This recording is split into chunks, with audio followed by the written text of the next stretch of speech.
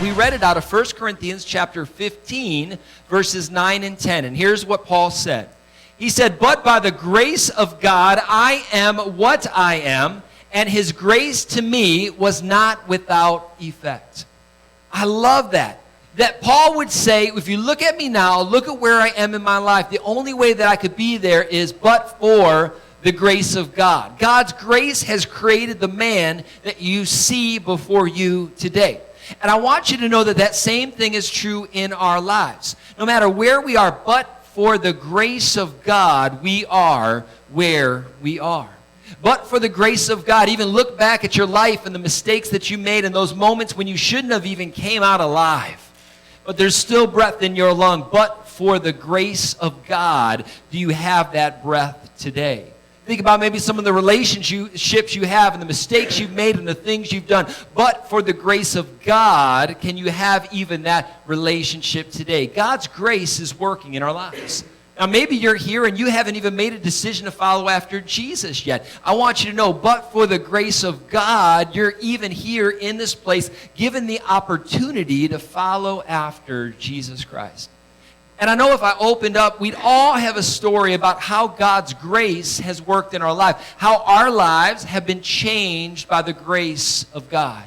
And in fact, this morning, I'd have invited an individual that I know God's grace has been working so hard in his life, and I wanted him to come up and share a little bit with you about what God's grace is doing. So will you guys please give it up for Ben Wright Haley as he comes on down. Good morning, everybody. How y'all doing? Good. I'm the living example of the grace of God. I was brought up in the Methodist church. I knew God existed, but I struggled with my faith. As I grew older, I turned to drugs. But I would always pray to Him, asking Him to take away my addictions. Many years went by, but I kept praying. I wasn't listening to Him. He was answering my prayers, but I wasn't listening. And then years passed. A friend of mine got killed in a car accident. Another one went to prison. So I decided to make a geographical move to get away from it. I moved to Aguila, Arizona to live with my mom. And that's where I met my best friend, Gilly Pollard.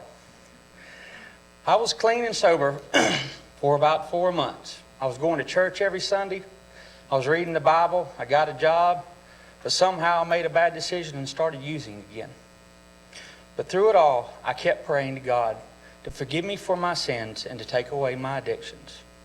In that time, I met my soon-to-be wife, Kirsten.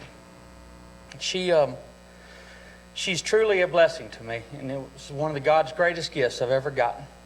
At the time, I didn't know what to do with that gift. I felt like I was invincible from all the years of getting out of bad situations.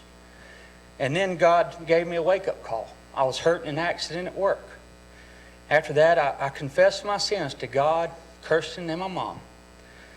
And after 2 surgeries, getting married, having a baby, God had subdued my addiction. He gave me the strength to overcome it. Years passed, and we decided to move to Georgia to raise our children there. It wasn't long after we got back to Georgia that I started feeling the pressure of starting over with my wife and kids. And I began to self-medicate. We were going to church as a family. I had a job. We had a house. But it was hard. And I was working so many hours. I was working like 100-hour weeks. But I kept praying, that God would bless me. And the whole time my wife was home alone with the kids.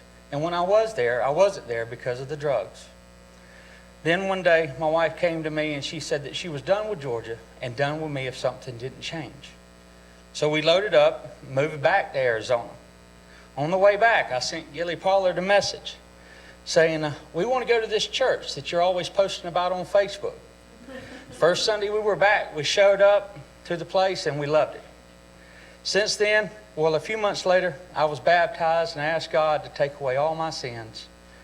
And since then, He has blessed us in so many ways. My wife is happy. The children are healthy. We both have jobs. We love God and our church. But without God's grace, we never would have made it this far. And I'm grateful for him every day, and because he has made me the man that I am today. Thank you. Man.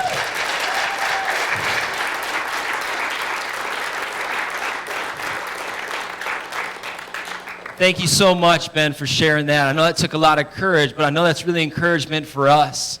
You know, as Ben was sharing his story, the only thought that kept coming to me is the reality that we serve a relentless God.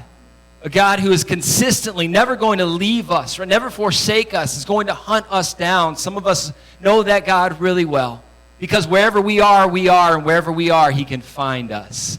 And see, he's really, really good at finding us.